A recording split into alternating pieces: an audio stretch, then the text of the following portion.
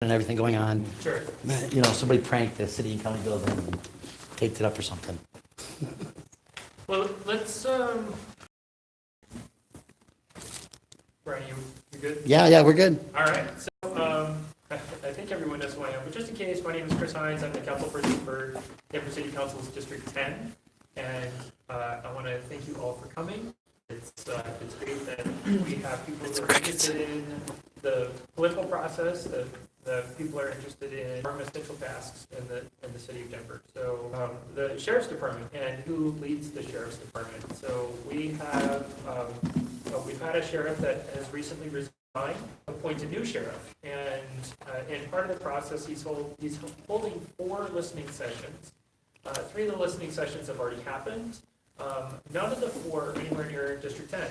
So the central area is, and internal, what qualities make a good sheriff from internal?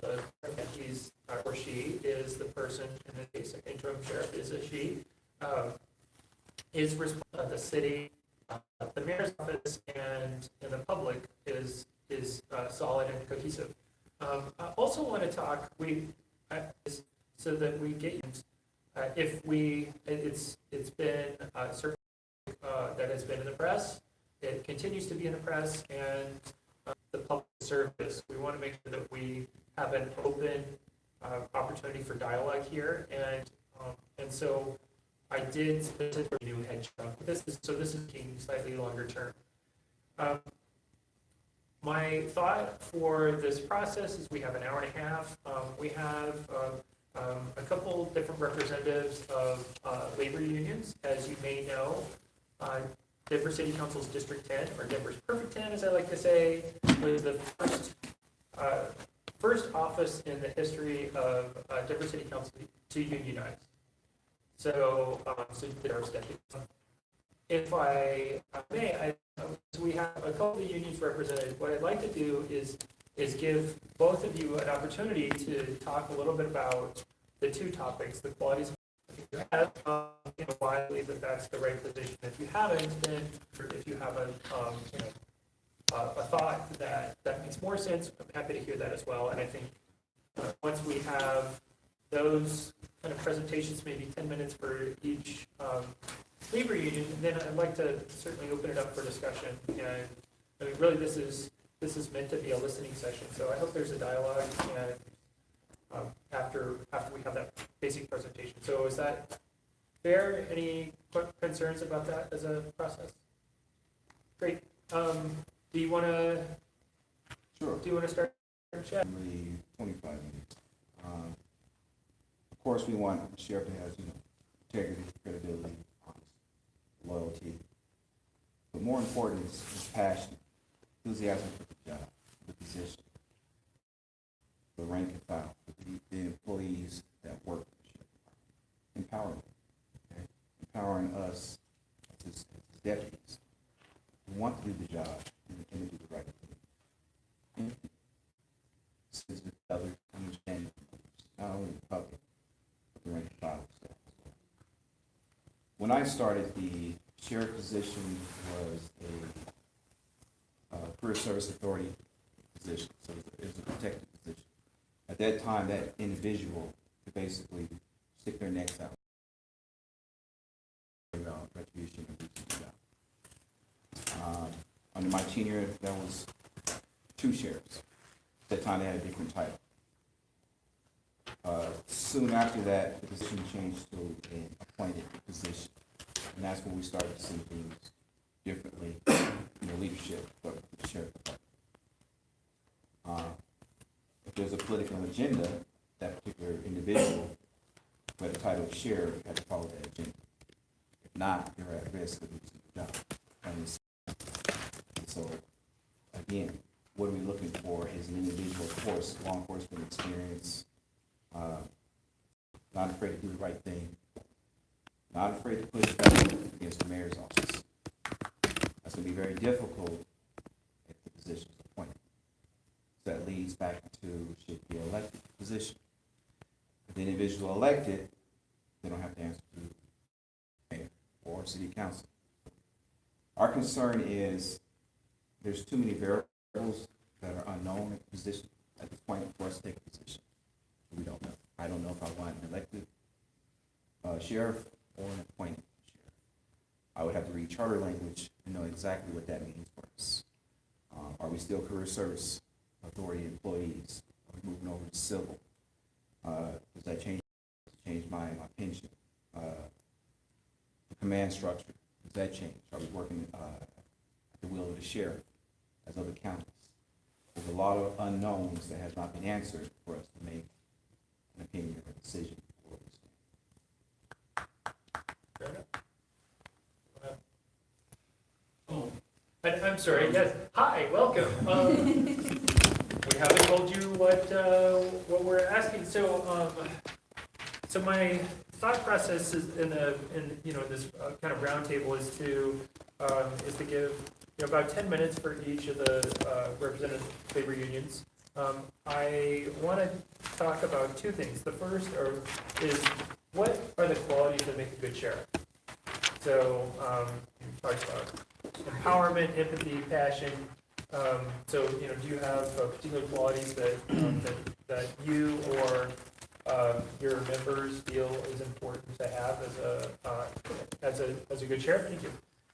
The second is, and you are a little easier. It's a little easier to understand your position, but we also recognize that there has been a lot of discussion lately about how our sheriff is selected. Should the sheriff? So, if you're interested, if you're willing, I'd like to hear about having an elected versus an appointed sheriff, or if you have other suggestions that you think make sense. And if you have taken a position, what is the position? If you haven't taken a position, maybe what are the pros and cons of the spectrum of appointed versus elected? Well, I'm Mike Jack. I'm president of Lodge 27 of the Fraternal Order of Police within the Sheriffs. We have decided to take the position of an elected sheriff. There's an issue with accountability when you're talking about charter language and things like that. This could fit into that with little problems. I mean, a lot of people would like to see more criteria to who could be the sheriff, but right now, under our charter and state laws, it's minimum age of 25. It has to be a U.S. citizen, and you can't have felonies. So. And that's pretty much standard through the state of Colorado. So we believe that we could find somebody that we could back who would meet the criteria to become sheriff. A lot of differences that we understand about the elected sheriff piece is that they would have more authority of bringing in their people for command and things like that, and that is what they would have the authority to do. What you see in around the state, but in counties, you'll see a person get elected sheriff, go bring in his undersheriff, and from there they work on their command staff to kind of run the program that they were expecting to run in that county. So it's not very difficult. I don't know why Denver believes that they're somewhat different, but actually they're not. We could do that. We do have a employee, I guess, for civil service and career service. So there's an employee system already set up. A lot of times when sheriffs go to counties, they set their own employee system up, but there would already be an established employee system that they would have to follow. The sheriff would still be required to follow any ordinances with city council, so they would have control over the sheriff in a lot of areas. But when it comes to the law enforcement running of the sheriff's office, the sheriff would basically be running that, and except for whatever ordinances that kind of control. And then what are the I asked one of the questions is what makes a quality, or what are the good what are the qualities of a good sheriff? And I want to qualify that. What about internal, as in like leading the deputies, and external, as in being a role model for the sheriff's department? Yeah, so you have to understand that a sheriff is a political appointment. That's a political position. what makes a good sheriff is their staff. It's how they run their agency with the people they bring in. Usually that's how it happens. A lot of people think that the sheriff is some kind of, this person gets all this. Actually, the sheriff, if they don't come up in the system, they're the person who gets the person who came up in the system and says, okay, that's my undersheriff. And then we're gonna work our way through this department and we're gonna get it right. If they feel it's a problem. If there's not, they keep the people where they are. And that's one of the things I don't think people really understand about how the sheriff's position works, especially in the state of Colorado. That happens all over the country. It's like that. It's just that Denver has gotten away from this system where we've kind of never had, we had a undersheriff / director of corrections. We've had a sheriff, you know, there's all these different things, but that person has never been able to be the person for the sheriff's department. It's always been this, you know, kind of this, you know, mayor appoints the person, and of course we went 20 some years, probably 24, 25 years with Seminette, and before that was Most Trujillo. And Fred Oliva after. Yeah, and then Fred Oliva, but Fred Oliva didn't stay as long as like Seminette. Seminette was there for various months. So when you get to this point, it seems that now the sheriff's, before it was the other sheriff, because the manager said it was always the self-official sheriff. So after Oliva, we had Lovinger. Those were inside people who had worked in the then it was Wilson, and then it got a little skewed. It started to become whatever the mayor's political agenda was about, and it changed a lot.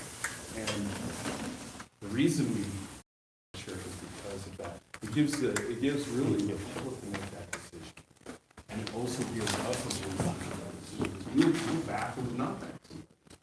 That's just the way it is. But whoever it is, whether we like them or not, that person is the one person you have to go to for whatever's going on.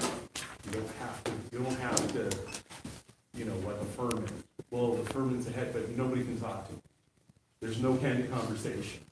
The guy really doesn't understand what's going on, you know, because he's just being spoon-fed by the mayor of what to say in a political matter, instead of a person who knows what's going on in the agency. That's really what you're going to see is the difference. A lot of people think that, you know, it's going to be a politicized position. The sheriff of the county is always a politicized position. You can't get away from that. That's just the way it's going to be. But those people are the only person you have to go to. You're going to praise, you got that person. If you're going to blame, that's the person you're going to go.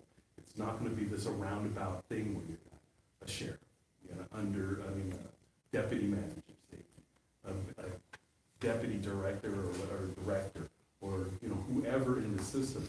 It's been layered now. We have the law enforcement part, the deputy part, and now it's like a civilian part. So who's running? Who makes those decisions? Nobody knows. Is it true that, so there's 64 counties in Colorado, 62 of the counties have an elected sheriff? That's correct. And so it's just us and Broomfield, both city and counties, and Broomfield appoints the sheriff by city council, is that right? Broomfield doesn't count. Okay, Because Broomfield doesn't have a sheriff's department. That's the police department. that's why. So Okay. you can't connect Broomfield in there if you don't have a sheriff's department. Fair. What they do is they've elected to have their police chief run the whole thing. He runs the jails and he runs the streets. They're all considered police officers because they're inside or they're outside. So Broomfield doesn't count because in the state of Colorado, if you are a sheriff's office, you're under a certain guideline. They don't have to do that because they don't have a sheriff's. Got it.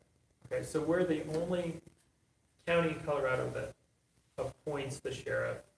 And before that, it was a CSA Got it. position. So anyone in this room could apply for the position. And if the CSA felt that you was qualified, you were hired.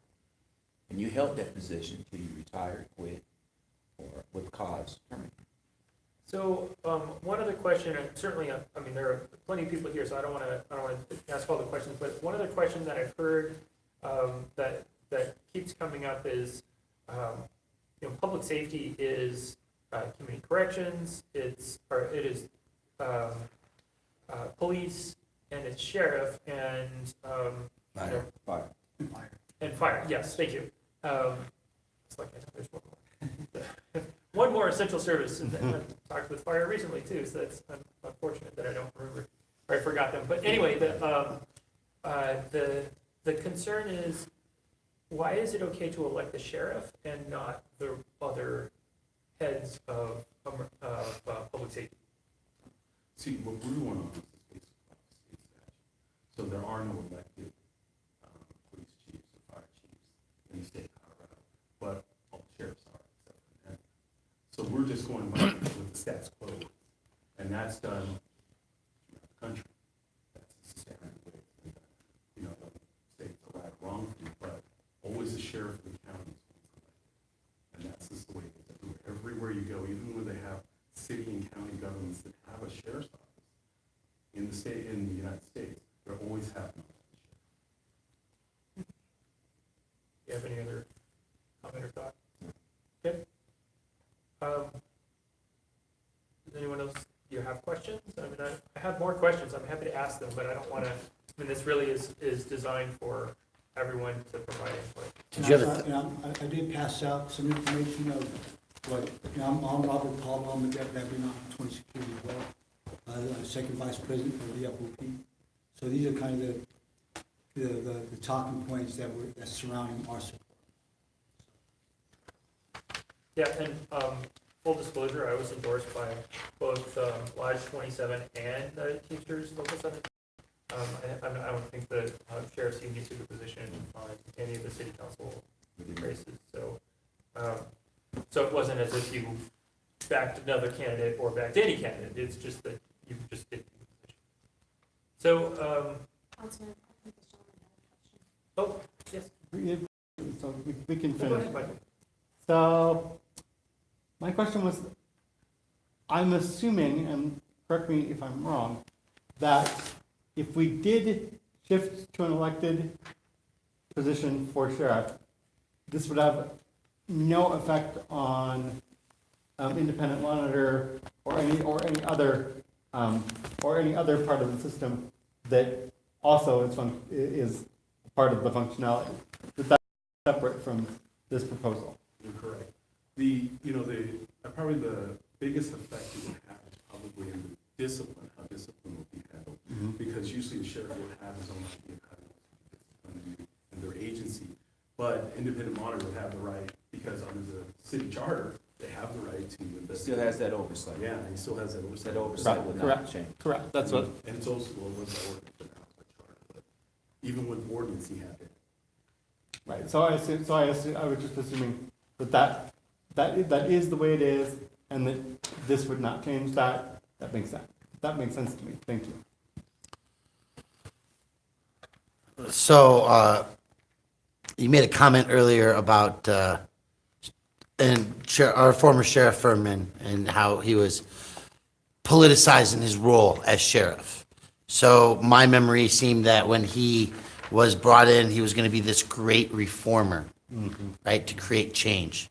And now as he's leaving, we hear that the sheriffs are full of discontent and there's not an environment of trust in the department. What is so I understand like a sheriff's going to be answering the beck and call of a mayor, or they're going to just be on their own, and that's why one would want one elected. But at the end of the day, if you're running an elected position and you have the endorsements of the community and the backing is where the money's at, and I have a little knowledge about this because millions of dollars have been spent in this city to silence people like me that don't agree with the city's political agendas and movements, including the way homeless and others are treated in the community. So if we go to a system where a sheriff is elected, what's to change that system to somebody who doesn't have the right connections and is still just padding the answers that the the mayor or the mayor's, his staff is directing now? Well, in my opinion, the difference would be is that the sheriff's department is designed to do a certain function in the city. It really is designed for the county. And And what function is that? so basically, there's 4 functions that they are really required to do. And that is, they gotta run the jails, they have to do courtroom security, they have to do the civil process, and they have to do the transportation of inmates in our county. So if we're transferring people from our county to other counties, going to get people from counties into our county, that's what they're really required to do. And those are the things that really a sheriff really digs on. That's what they do. But the other aspect is, when sheriffs are trying to really help with community things, that's when programs get brought in, assistance and things like that.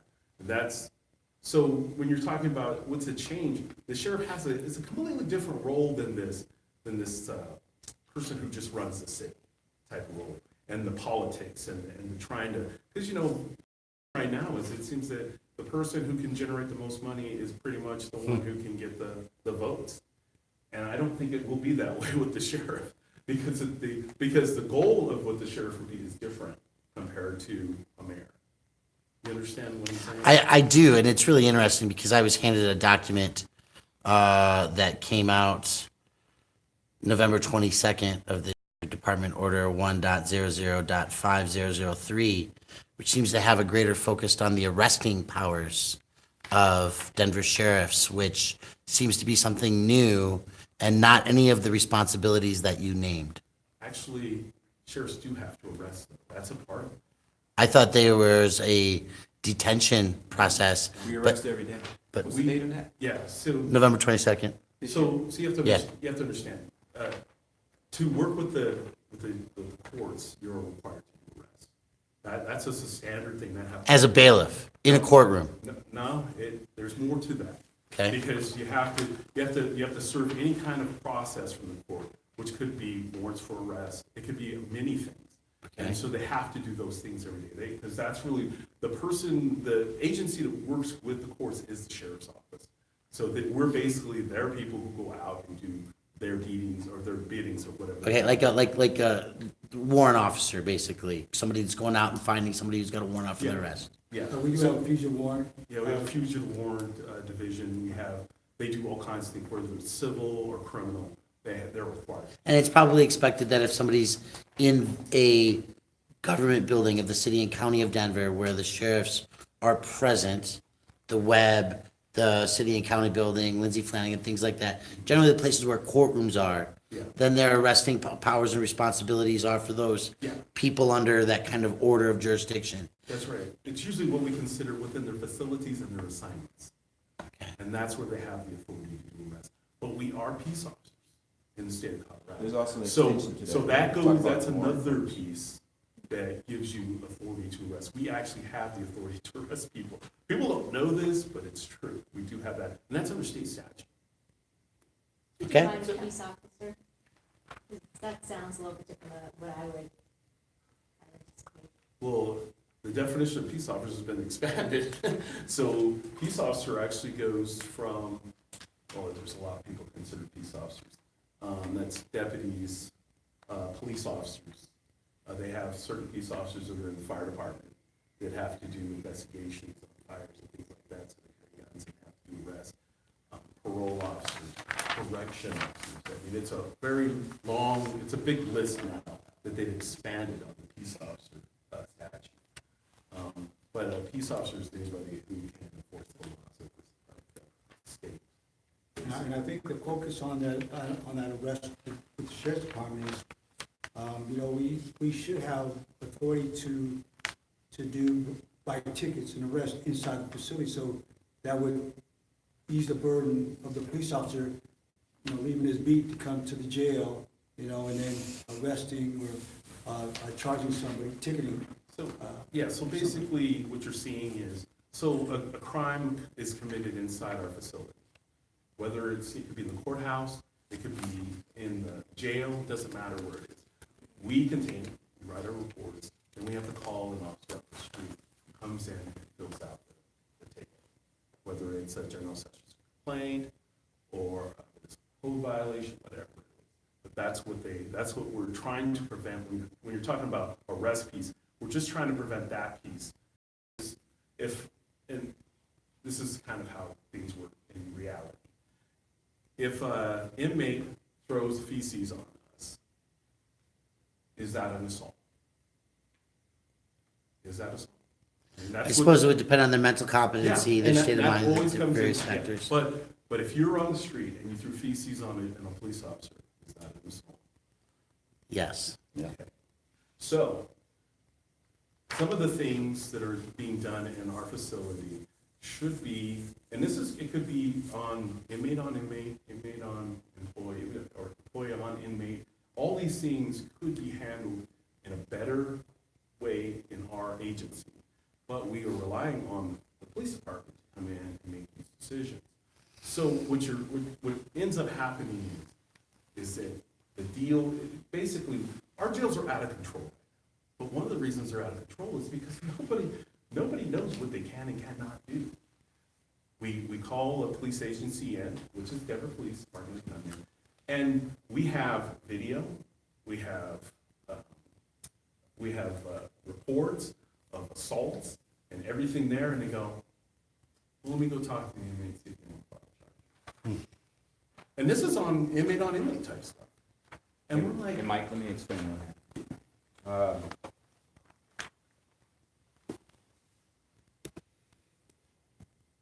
The end of 2018, my unit started, so we identified that the assaults in the jail, inmate on inmate, inmate on staff, not just sheriff deputies, but also our civilians working within the jail. So one of the things my unit started doing is charging every single inmate for those assaults. And so we kind of took the criteria away from the police department and decided to actually file.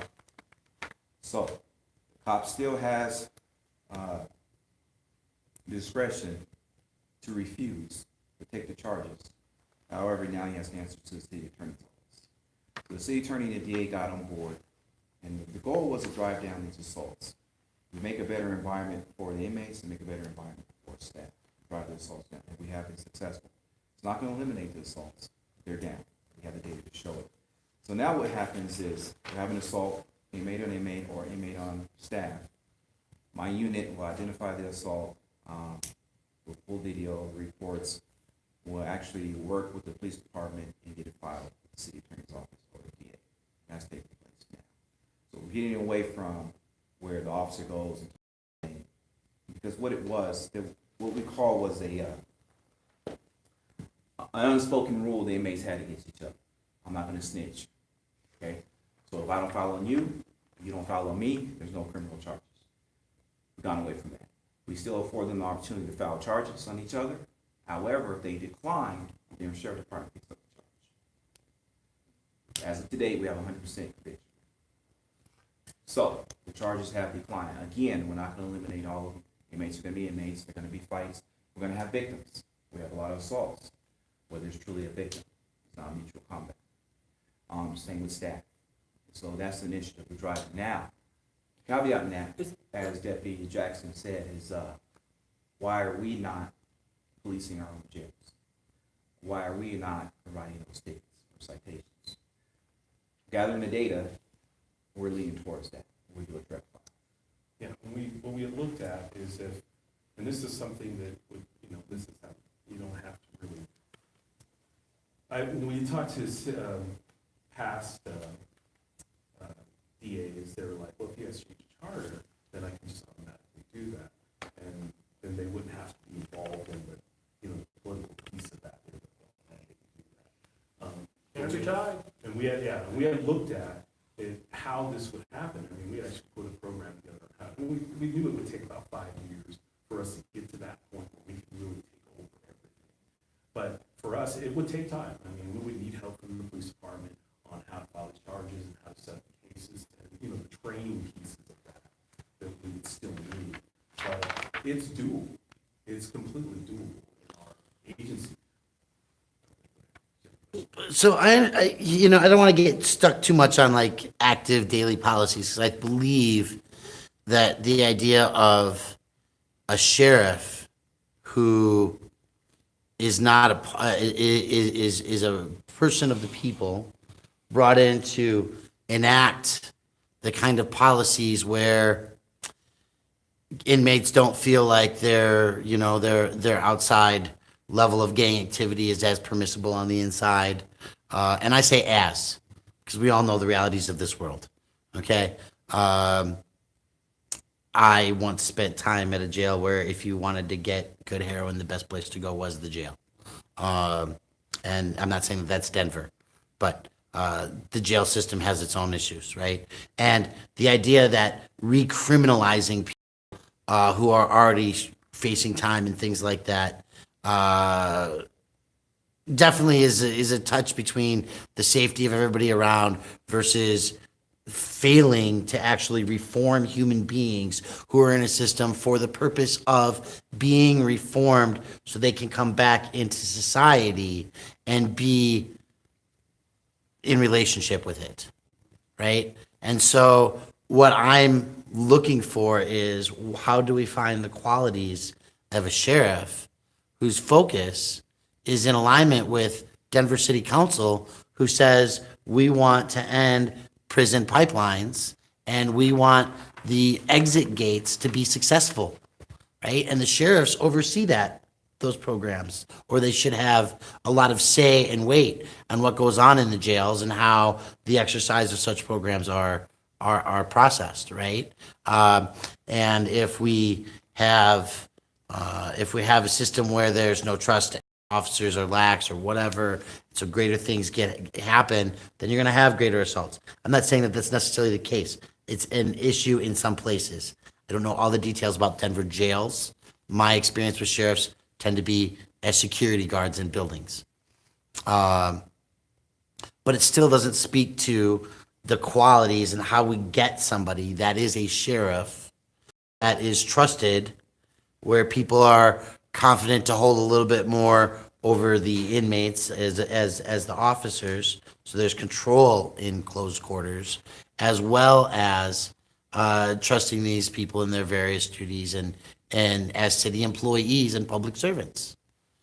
Yeah, so one of the things with trying to find a sheriff in the guidelines that you're looking at, it's usually somebody who's going to be from the inside, who's been through that kind of a system. But the pressures that the sheriff would have to deal with is the union pressures, because we also have a pretty good tie with community groups, and we know a lot about what community groups are expecting and kind of where the guidelines are. One of the problems that we have is an appointed sheriff right now is the sheriff does whatever the mayor wants. The sheriff does not do what the community wants. The sheriff does what the mayor wants. And that's what we gotta get away from. We have to have a sheriff who is gonna have to deal with community. And you can't become sheriff in this county unless you are dealing with community. You have to do that. And we feel that we would have more of a voice in the guidelines of kind of what we're trying to do in the sheriff's office. Right now, there's no direction.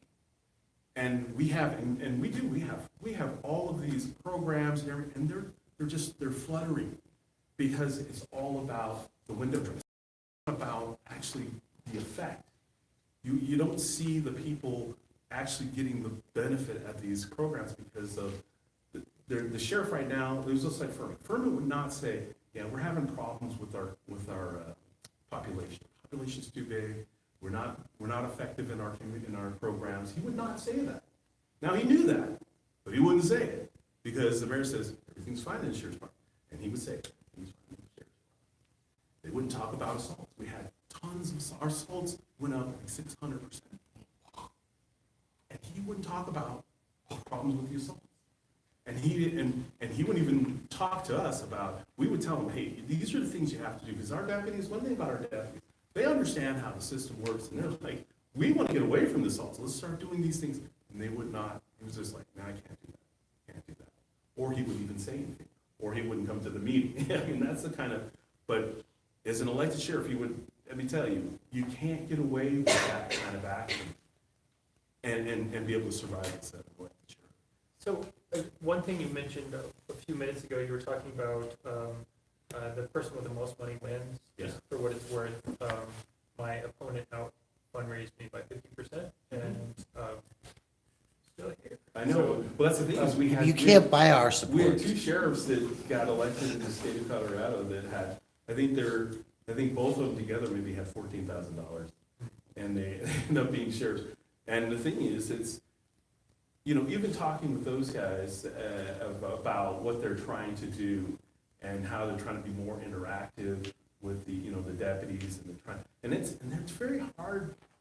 I tell you, when you talk to these, it seems that our law enforcement has such a hard time connecting with the community. It's our community. We went to a forum last week when the National FOP president came out, and some of the board, and they were trying to, they said, hey, we have to new vision, we need a new vision, we need a mission, we need something that connects. And some of the hardest things that we were talking about was just trying to get community. And people were like, well, why would you want to, well, that's who we serve. Yeah. We serve the community. And me too. And, That's why I serve. yeah, so the thing is, it's really about that conversation and real conversation. Not that, I'm just here because I have to be here. Yeah. And that's what we're trying to do. That's for us, is what we're trying to do. We know that we can shape somebody into being a very good sheriff. They're not gonna have every quality, there's no way they can be, because Denver is truly different than other counties. It truly is. And they would have to have the support of their staff. They would have to have the support of their community, but they have to be responsible for it. They cannot just be, I say I'm gonna do it, but then I don't do it. They really have to do these things. So, Captain, earlier you talked about the program that you instituted where snitches get stitches, and so inmates won't rat each other out. But you were saying if neither inmate. So we still afford them opportunity to file. For them an opportunity, if no one files charges, the sheriff's department files the charges. That's correct. Was that, and you said your team is doing that? Like, Yeah, so I'm the was that- commander of what we call a grievance incident review team. So we review all these reports. We also are responsible for all inmate discipline. Again, when we were gathering the data, we saw the assaults, the numerous assaults. We saw, 600%? and they were increasing. In the beginning, it was just inmate on inmate. It starts spilling on to inmate on staff. So we want to get ahead of it. And so we try to identify the trend, what's going on here. Basically, that we're not being held accountable for those assaults. Was that something that you decided? Was it, Yes. the sheriff decided it? No. And so in some way, you were empowered to make a decision and Correct. enact that decision, so. Correct. So had a couple of meetings with division chief and with sheriff Furman. And I was granted the authority to start doing it. And then we set up a couple of meetings with the police department, city attorney, DA. Got everybody on board. We started doing it. One of the, A couple of people made references to city council and how there's nothing there. And despite what this gentleman said about, and your own election, that money doesn't always cause the effect, it frequently does have big effects, as those of us who were in favor of Initiative 300, we saw what $2 million $2.5 could buy. million. Oh, it's gonna turn out to be Greater about than 2, five. whatever the final figure was. We saw what that could buy, and that's a little bit of my concern with this. And there's another alternative, or another thing. I'm also concerned about how much influence the mayor has, where it's his call. There are proposals that have been floated about various ways that there could be a city council approval process, or there might be various things on that. That's not just election, but that it's also not just where it's the mayor's choice. So what do you think about, I guess, open it up to everyone, what do you think about having the city council appoint the sheriff as opposed to the mayor appointing the sheriff? You want to talk? Well, we're talking about accountability, right? Who's gonna hold accountable? Now we're holding the city council, holds the mayor, And basically, the citizens should be able to decide who their sheriff's gonna be. I agree with that. My dilemma is the unknowns, as I brought up earlier, okay? We do have a problem with an appointed sheriff following the political agenda of the mayor. Plain and simple, okay? Now, interesting enough, I had a conversation with a gentleman who's interested in being sheriff. One of the questions I asked is, can you afford to lose your job? Okay, he's appointed, he doesn't agree with the mayor's agenda, he barks back. Is he in a position to lose your job? And that's the leader we're looking for. How do you get that? You know? Okay, unless that individual has a backup system, or he doesn't care, or he's rich, or whatever the case may be, your livelihood's on the hook.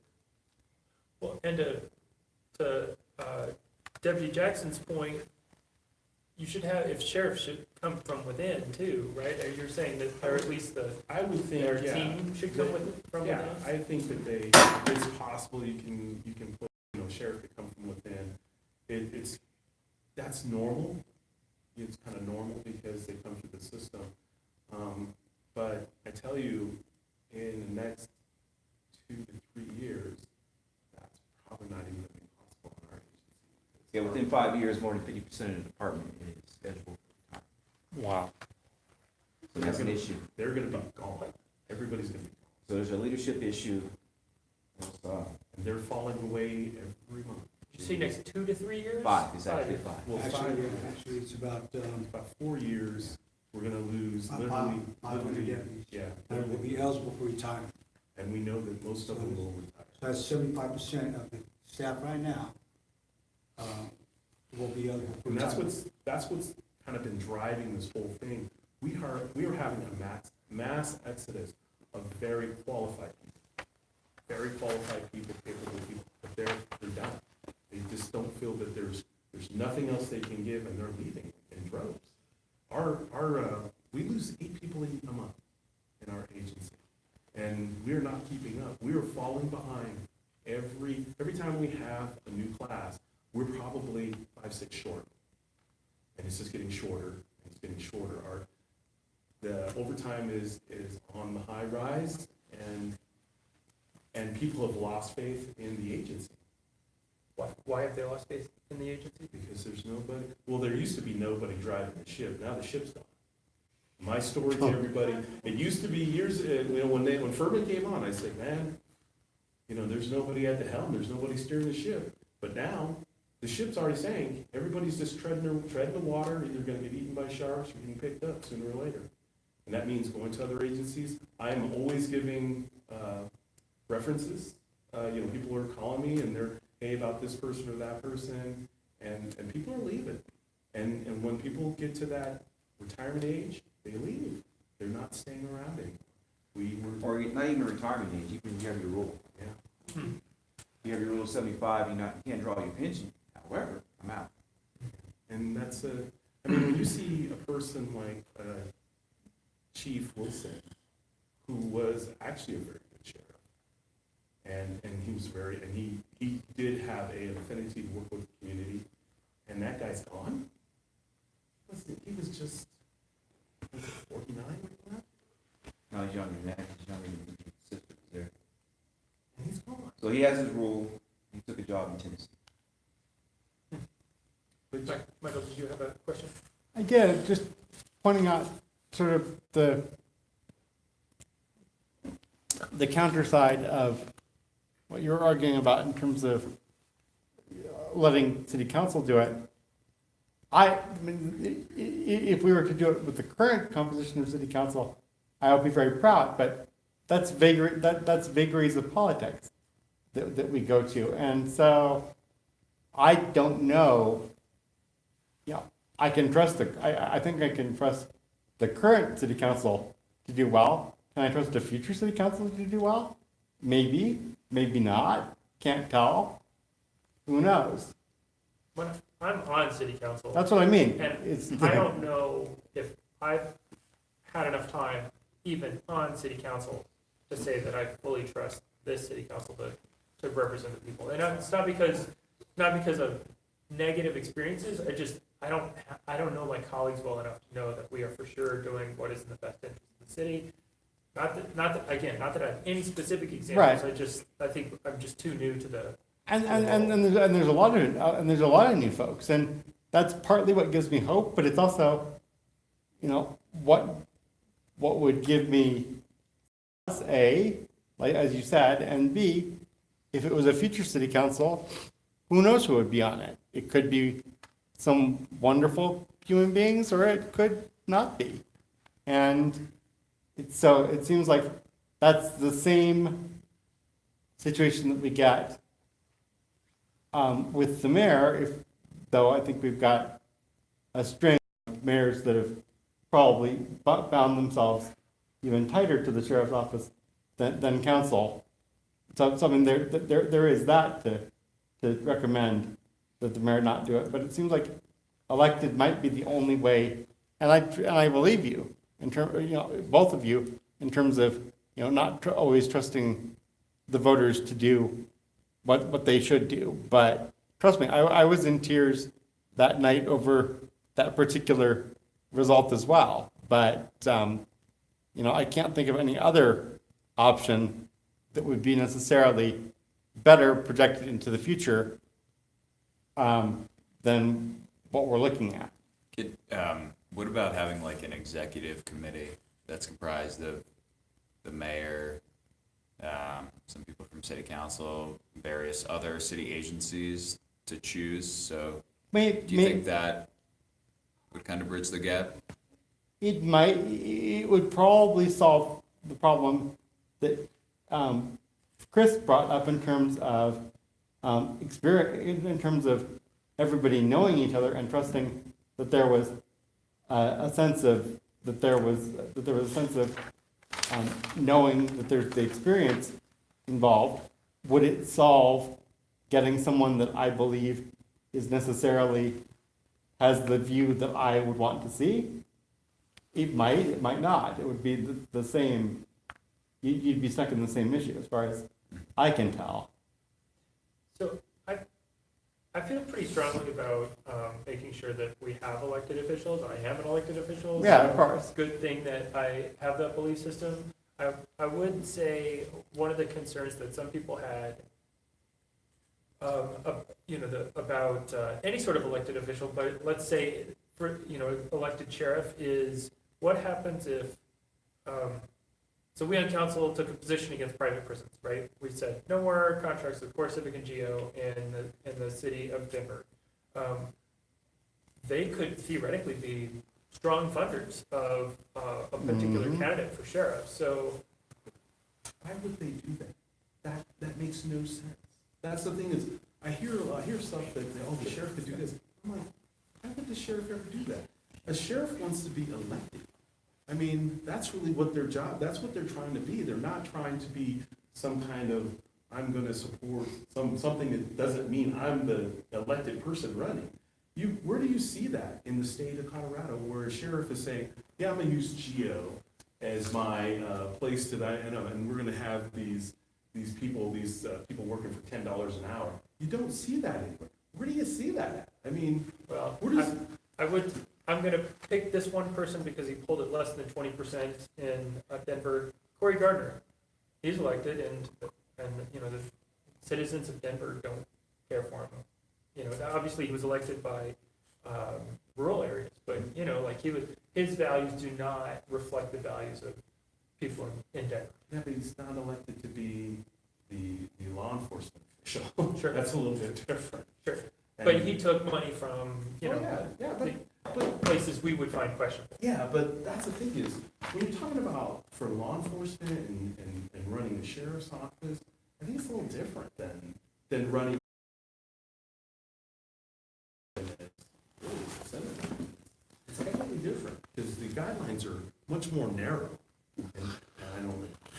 This is my middle finger, and I'm showing it to my live audience. And constitutionally, it's free speech, protected. But if the sheriff can't give this finger to the mayor, then there's never going to be a balance of proper peace officering in this community, right? Because the sheriff's agenda, or the mayor's agenda, is followed by the police. They have no choice, right? The ordinances brought forth, the processes, and let's face it, what is it, like 10 laws that were passed in 2017 or 18 were brought by city council, and the hundreds of other ordinances that were passed were brought by corporations and entities. So, I think I know the statistic you're trying to say. It's 1,000 bills were passed in city council last year. There we go. Less than 10 of them were initiated by city council. So most of them were contracts or things that were initiated by the executive branch. All the contracts are initiated by the executive branch. So the vast majority of that city council considers and votes on comes from the executive branch. Right, okay, so thank you for the clarification. And that executive branch generally in this city gets a large share of its direction from the downtown Denver businesses and the downtown Denver partnership. So a sheriff who can tell police officers, cite and release, not taking that person in, has to have the chutzpah to be able to say no to the mayor. I'm not housing all these people that you're jailing when the state statutes or normal processes across the Federal Register of Laws and how things are done as far as law enforcement codes is that things would be cited and summoned for, right? I mean, how many people get put in jail for a trespassing violation where they should be given a ticket and called into court? That's just one example. And that's the voice you're talking about. A person that says, I can't be taking all these people that don't belong in jail. And that's one of the things that we can never get. We can never get any traction. We're saying, why are we arresting? We sit, I get guys that I'm like, looking at their charge, like, hey, I'm looking at, what's my charge, and this and that, and they're on $50 bonds. $50? Well, and now the law says that you have to process people in this time frame, and that more and more is. $50. I don't know, man, I don't know. How can they, how can they never establish something that it's a system to get people out? And I'm not talking about a system where they are gonna be convicted and this and that, but alternative sentencing, where they can do like a work program for a day, or they just stay the night. Because you can't afford, who can afford to be gone from work for a week? I mean, we're basically taking people's homes. A person who goes into jail and spends 30 days, their life is over, and probably everything they got is gone. And that's the reality. So, Teresa? I just want to have us play devil's advocate a little bit. What are you hearing about the arguments for appointing by the mayor, and how do you address those arguments? Well, I haven't really heard anything about Have you that been, I'm sorry, have you been to any of the I other, can give you one. the other So- community meetings? I haven't been, no. So like Sheriff Steve Reams, for example, in Weld County, he's just saying, oh, red flag law passed by the Colorado State Legislature. Over my dead body, I'm gonna enforce that. I'd rather get arrested than take away a gun from, someone who's beating the shit out of their wife, okay? He just is flouting the law that's been passed by the legislature. Or the sheriff in Teller County, he says, oh yeah, we'll start doing work for ICE. I mean, what's to stop? And like Denver City Council has clearly said, we don't want to cooperate with ICE. The mayor said that too, but what's to stop an independent sheriff from, maybe skewing a bit more conservative and saying, yeah, we don't want to enforce the red flag law, or yeah, we want to start cooperating with ICE. There actually is. Recalls are Pain in really the ass. difficult Yeah. and expensive. And But basically, They if don't a work. person, if a sheriff did something that was so egregious, they would not be sheriff in the next 4 years. They would definitely, the different voters would just vote them out. And the one thing you have to understand is those sheriffs in those counties do have support from their constituents. We tell you, every county is different. Every county is different. And here, you're gonna have to be much more moderate. You can't really come in, and you have to really be able to articulate why you do what you do.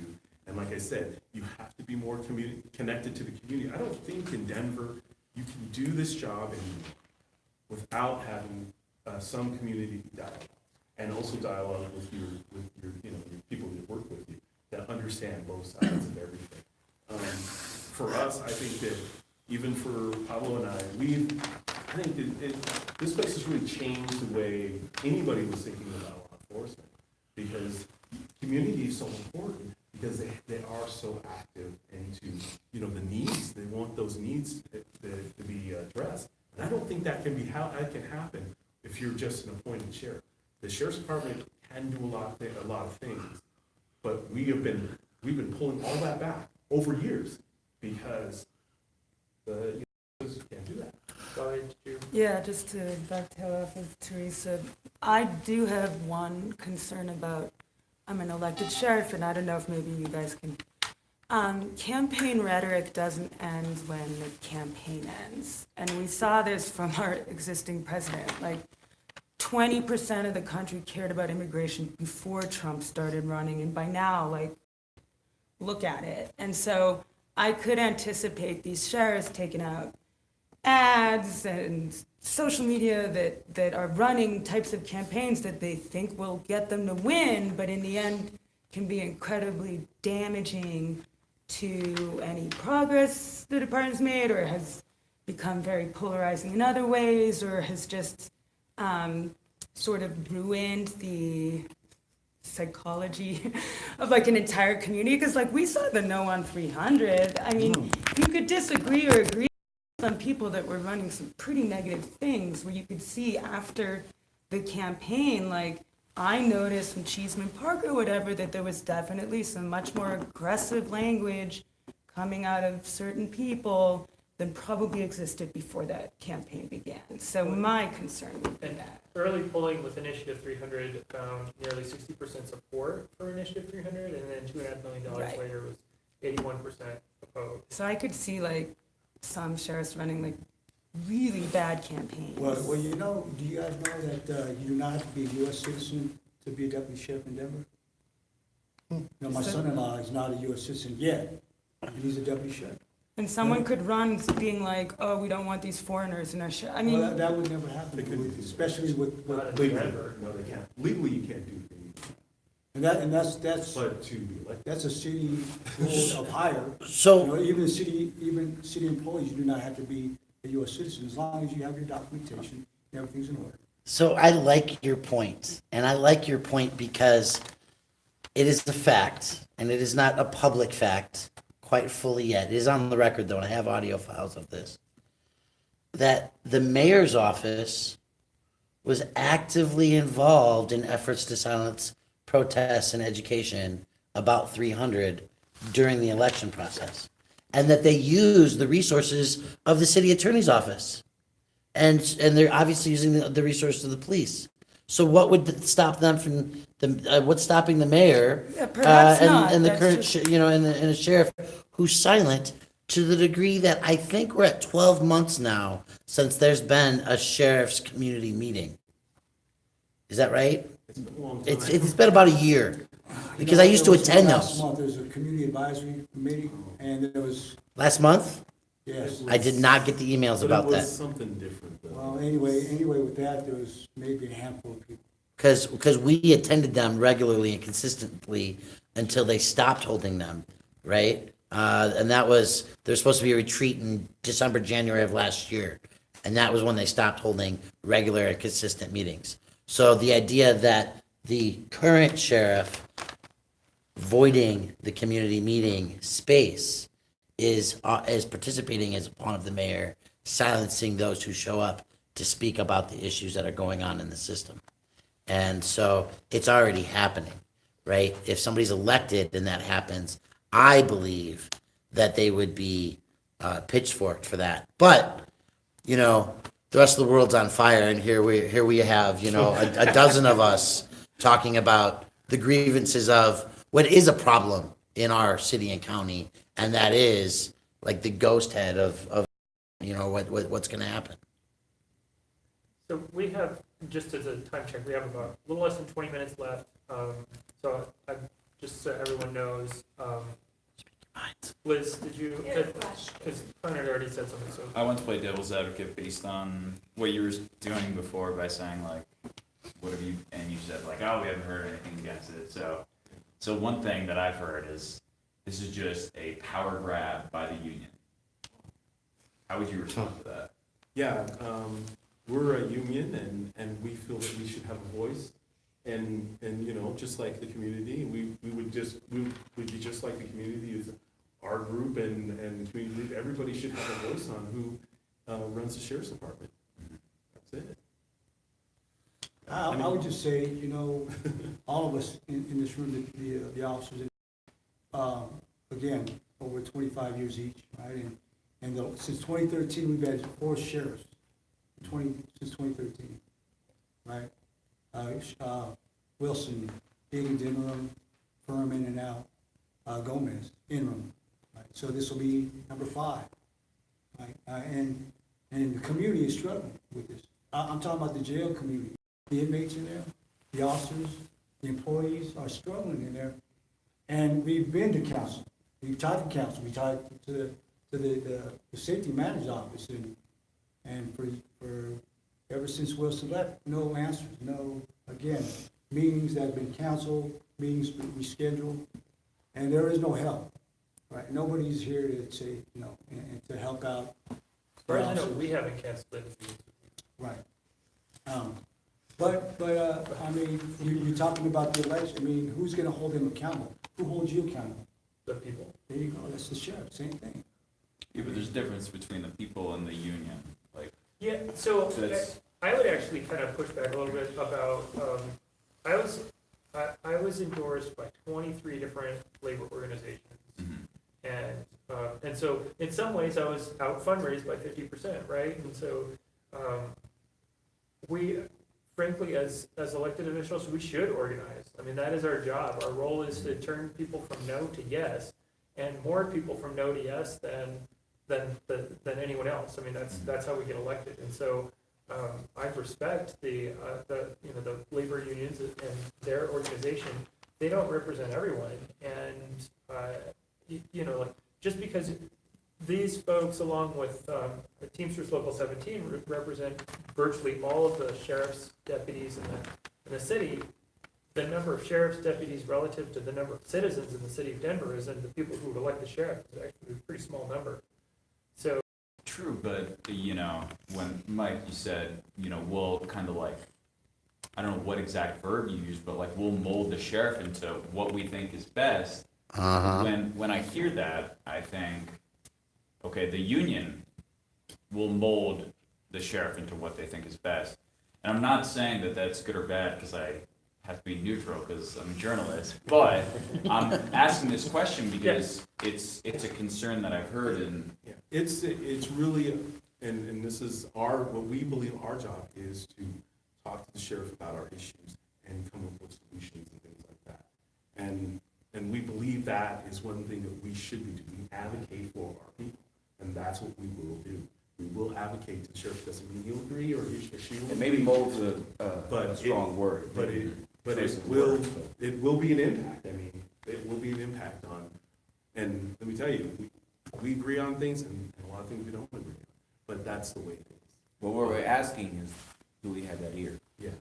That's what we want. Did you take Again, a- he may disagree, he may agree, but we want him to listen. Or Did you take a position in the mayor's race?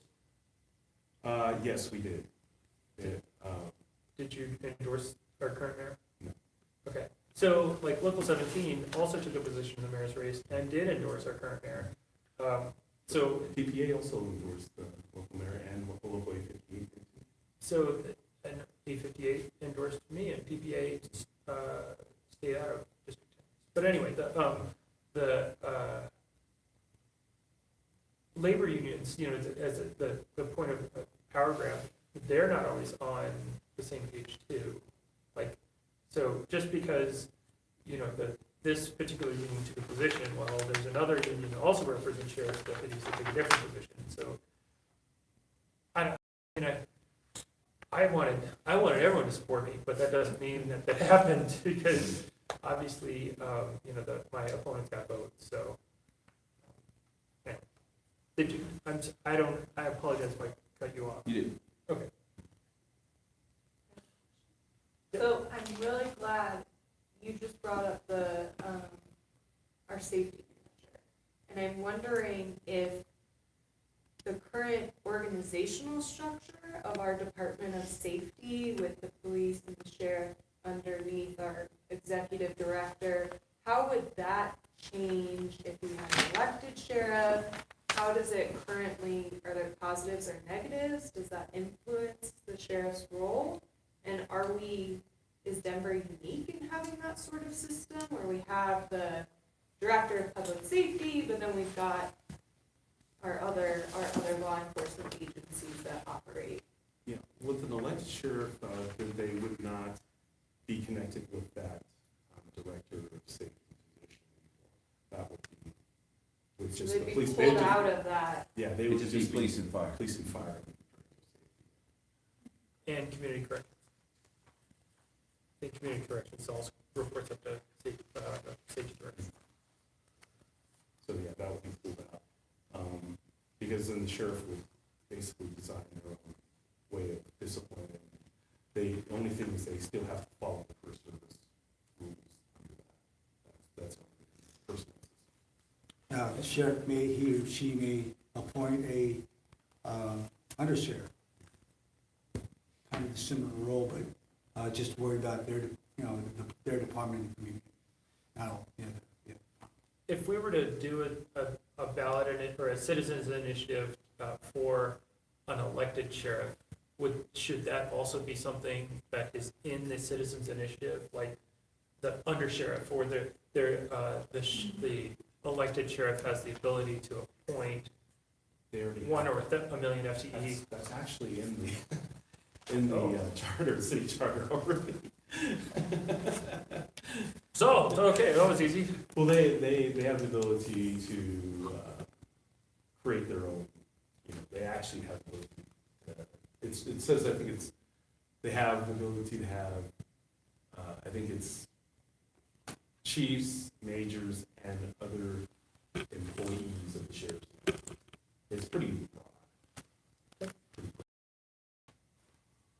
So it wouldn't prevent them from saying, okay, I'm gonna start with another sheriff.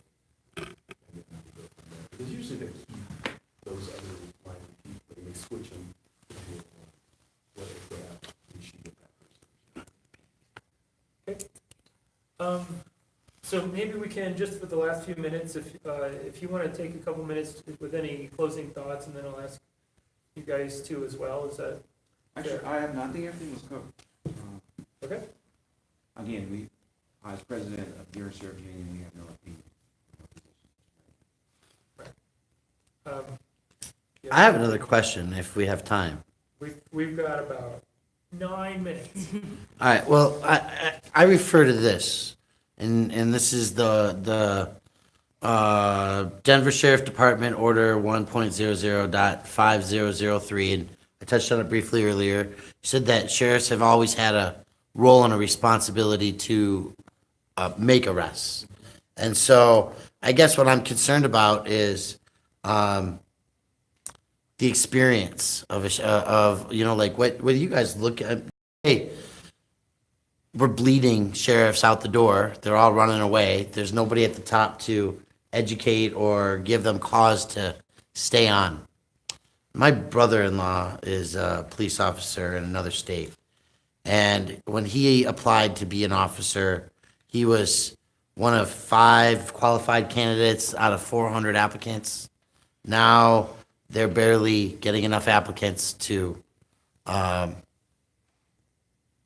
the recruits that they want, right? And let's be honest, there's bad apples spoil the bunch, and Denver's had a little bit of a history of some bad apples, and so maybe there's not as much faith in our community officers as there could be, and that might be a nationwide trend in some ways.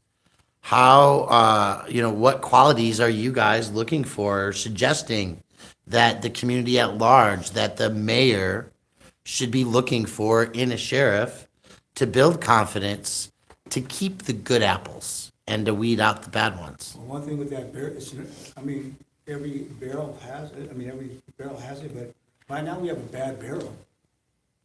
We have a bad barrel. And then if you have a bad barrel, those apples will be bad, you know? Yeah. So it's really management, leadership is where we're bringing our people from. Yeah, so it's funny that people want to see, you know, what are the qualities we're looking for? But why would it make a difference if they can't make a decision? What's the difference of the qualities? What's the difference of their moral values or anything if they have to do what the mayor says? So what's the difference? And this is So from this how- is from the ACLU of Southern California, and they do advocate elected sheriff. This is what they look for, to run the county jail system. Use alternatives to incarceration. Minimize crime by providing opportunities for rehabilitation. Influence state policy. Listen and respond to the community. Right, this is from the ACLU of Southern California. Right, and that's one thing that the qualities of a sheriff should have. Yeah. And that's one thing that we haven't had. But the problem is, whoever the sheriff is, if they are appointed by the mayor, they will do what the mayor wants. They're not gonna do what I They're just not gonna, did. they're not gonna, it doesn't matter if they have the qualifications or not. They will do what the mayor tells them to do. And that is that's the bottom line. There's no way around it. So there's, I agree, it's not good having them appointed by a mayor. There are, I would say, one is direct election. I think there are potential problems there. And, I mean, I'm not totally sure myself, but there are other issues. There are other alternatives such as either confirmation by city council, chosen by city council, or commit, there are various things there. And if you go neither by mayor nor by direct election, you can also check in, how do you remove a sheriff and where does that authority reside? Because, I'm not totally comfortable with a sheriff who isn't answerable to anybody, you know. And yes, they do have another election coming on, but I really am not comfortable with them being appointed by the mayor. But I think there are other alternatives, and I don't really know which. Well, and Connor mentioned the blend, having this committee, and that actually came out of, we had a conversation about this in committee, about the committee. And, having some city council, some mayor, some, and then the independent agencies would be represented. The auditor, DA, and OIM, Office of Independent Monitor. Concerns me. What's that? It concerns me, because we've seen too often in this town where, we pick from the same pool of people who might be friends or have special interests or future things that they want to do, and so we have seen people who are not representative of the community or the community's interests that keep getting appointed to these positions. So And you think elected by the people is the right answer? I share a lot of the same concerns, but I feel like if you are going to go to any kind of blend, we have to figure out a way to get better community representation. There are people who are very knowledgeable, very experienced, very passionate about this community, very active in this community, and they're not the people I see being nominated to our committees. And we're renominating some of the same people over and over again to the same committees and not picking, we have a very large talent pool here. So formal council person in another district, doesn't matter. I watched who they picked, not even from their own district, to represent on certain organizations in the community, and it wasn't necessarily favorable to what the community wanted. So I have real concerns about not having some other way to get some more diverse voices into the decision. Well, and that's one of the reasons why I voted against Roger Sherman. It's all public record, if you could watch it on, on the website, just the. I know you're in the minority though. Yes. I appreciate it. And then he resigned from the oversight board. I have just one last question. Did the mayor's office invite the unions, or the administration invite the unions to the community events that they're hosting? Yes. I got a. Yeah. Via email. Yeah, there was an email sent out Uh-huh. on that. The To issue, attend any of the meetings? no, or- I think it was just. There's one yesterday and one tonight. One's tonight. So, yeah, and see, that's the thing is when we've had the position open where people had been a part of, we had gone out nationally and trying to look for people. And a lot of people, I don't know if you guys know, Furman was not the first choice. There were other choices before, but once those people, and these people were qualified, could easily run the department, get us on, the mode that they felt that was best for us. But once they found out they could not make the final decision, passed. And they passed, and they passed, and then they got the Furman. And Furman didn't have a job, and he was gonna do whatever they told him. But that's what we're getting, when you're talking about, even with Gomez. Gomez is not gonna say anything. She's not gonna come out and say, hey, I feel that there's a problem with this, or I think we should be doing this. She's not going to do that, because she's there to do what the mayor says she's going to do. And that's the thing, you're not gonna get the best and the brightest if they're not gonna be a pawn. Anybody who does this for a career is not gonna be the head of an agency that they have no say in, because that is their reputation. That's one thing that, why we like the idea of the elected sheriff. There is gonna be a pride piece of that, and they're going to wanna do, and like you said, we, as our organization, we are gonna try to help them as much as we can. And we're gonna talk to the community, and we want the community to be involved in that stuff. We feel it's all important. Every aspect of this is important, but we're not gonna get there under this system. We're just not gonna get there. I want to follow up Connor's question. So the mayor did invite you to a meeting last night and tonight. No, It's not directly It from was- the mayor. It was the director, Director of Sapp. safety. It's Michael Sapp. Oh, okay. Yeah, so the, But Michael Sapp is Liaison. working, he's the Sure, liaison yeah, in the he's mayor's the- office, so play on words. when did he get, yeah, fair enough. So, but this Michael said. technically accurate is the best kind of accurate. So thank you for the correction. When did you get that invitation? They emailed him out last week. it's either that or 2 weeks ago. I got the invitation. But Yeah, it was via email. Was it before or after you received the invitation about this meeting? I received it out. Okay. Fair enough.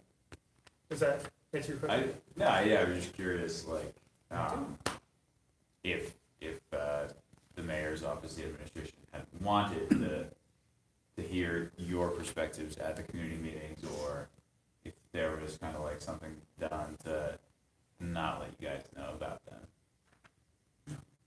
They told us about the, I mean, they had one that was at Curtis, the 18th at Curtis, they had that one there. For us, this is a better setting for us, that we can kind of talk a little more freely and go off a little bit from your questions and things like that. In those meetings there, they want you to stay A on. bit more Yeah, formative. they want you to stay on what their questioning is and things like that. Well, thank you, thank all of you for coming. Thank you, Lodge 27. Thank you, Sheriff's Union for attending. Thank all of you for coming to listen. All right, thanks for coming. So I think we're out of time at this point. And we are at 7:01. Look at that, you're a good meeting Start planner. on time, end on time. So, all right. Thank you very much for coming. Thank you. Nice to meet you.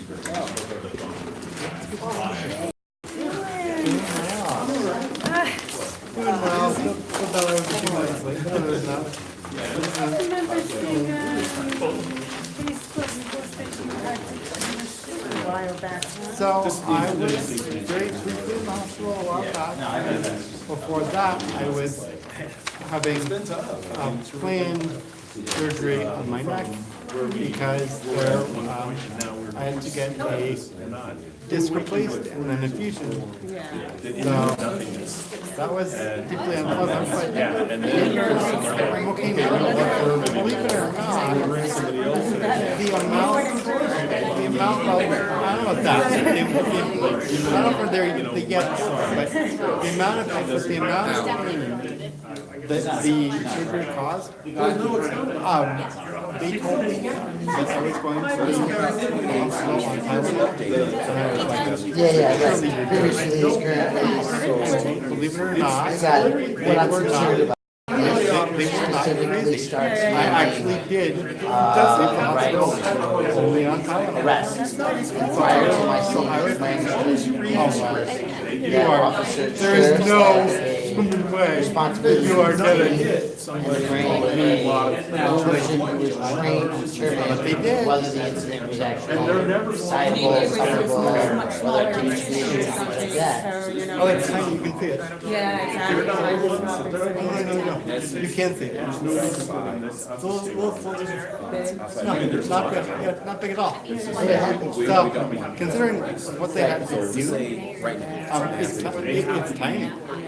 Awesome. So, no, So now you're just running around. They have security. I took a month off from doing most And that's very clear here, right? So because here, they didn't want me to bend my neck or do anything. Yeah, my mom had a knee replacement and they wanted her to move it a little so it didn't go stiff. And so they didn't want They didn't want her to. So we knew that I was probably going to unintentionally push the envelope. So my mom said, with me, you gotta remember that she lives in Parker. if you're not in the jail, But after a month, I you're was stopped talking about that. Mostly, not really because of her, but because the bailiff. I have my life up here. Just wanted to, because she's awesome, but I wanted to be like. I don't know And hang out what with her and stuff. training you had in constitutional freedom and, you know, having No, to but now that was and all that. That was late, that was late August. August 22nd. I don't know how much you've spoken to Chris, but you learn a lot. Oh, yeah. It's one thing to volunteer for a campaign, it's another thing There's a lot of agencies in Denver, and you're like, the head, that's a. Well, the other thing, I am part of me thinks that I'm doing that, but thankfully it's not the same. But when So I understand that I mean, Oh, house recently there was a arrest made based on the testimony of a sheriff who was offended by being flipped off. And now we I'm have thinking that I'm gonna court charges. throw my hat in the ring. No, we don't try, right? And two, one of the. So I mean, I think it'll end up with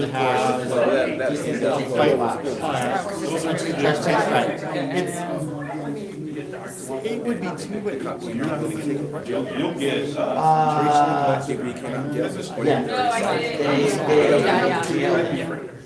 But two is, but two No, they issued a warrant for coming. I mean, that was. Which is gone. They got it later. but it does. Yeah, And then. but again, this is where what's the arresting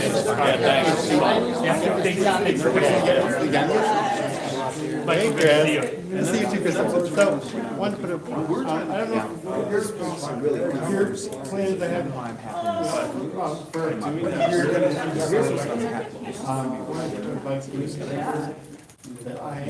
HT2 in 2022. Yeah. So. I already know, I think you told me that. Look at you. Considering it would allow.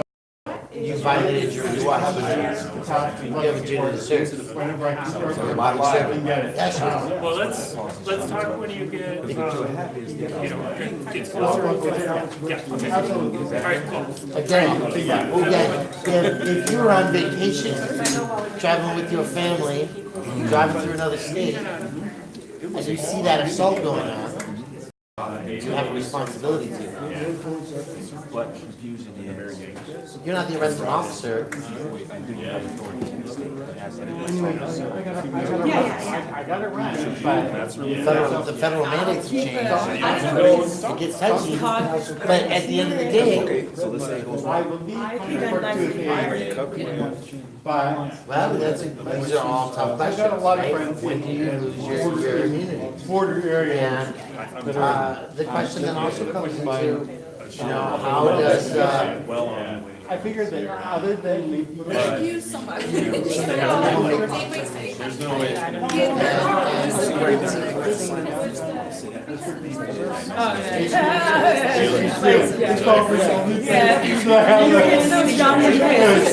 no, I understand. But at the end of the day, there's also, I mean, when's the last time a sheriff initiated? Good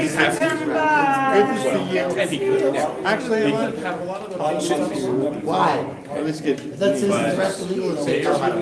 When I, I'm not a citizen. And they're gonna follow that. You're always gonna see me under the Because when it really boils down to everything. so if I'm the, Especially if I'm the citizen, right if I'm a citizen, I say sheriff, I want to enact a citizen's arrest. As a normal citizen? No, as a citizen in terms of a US citizen, no, but as a US, but as an officer, Right. you're an officer right now. Right. So, And there's what no were they such thing as supposed to citizen do? arrest. Well, no, what I'm saying is if I'm a citizen and I say, hey, there's a sheriff, I need to initiate a citizen's arrest. Assist me in detaining this person and going through the process. That's not gonna happen. He has to witness, Has to witness it, and it has to be in his presence. has to witness it in their presence to do the arrest. Correct. For a misdemeanor. Even if it's a felony. Okay, good to know. I don't know who that I'm Brian. Brian, I wanted to.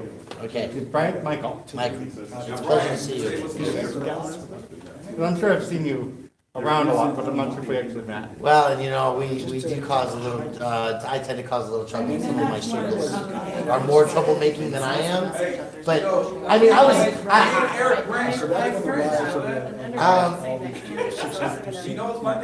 and you know, I was the field director for, mayoral candidate Lisa Chaperone. So, you know, there's various levels of activism and we all sit on different edges of it. But, it's funny that you mentioned the names because, Brian, don't worry, I consider myself trouble too, so Right. don't worry about it. no, you adapt to it. You guys cause some hellified trouble. Well, I consider myself. Give me 1 second. The grievance process in the jail. I handle that. Do you have a card on you? I do. I have a few people that I know have written some grievances, and I'm sure they're wondering the status of them. Frankly, the last time I was in jail, I didn't know there was hand soap available to me for the first 16 hours that I was in the building. I'm gonna try to do everything I can. And Just real quick, to get out of this building, we all have to go to the front, because the automatic doors in the back were not working. Oh, no. Chris found a security I guard. guess we're being kicked out We at the didn't same time. understand why we were concerned. There may still be an anti-Trump impeachment rally going on at the Capitol. So you think? Really? There were two events at 5:30 today. I chose this one. So you think? I'm listening, Michael. What do you think is gonna start going on? I don't know. I'm gonna go check it out.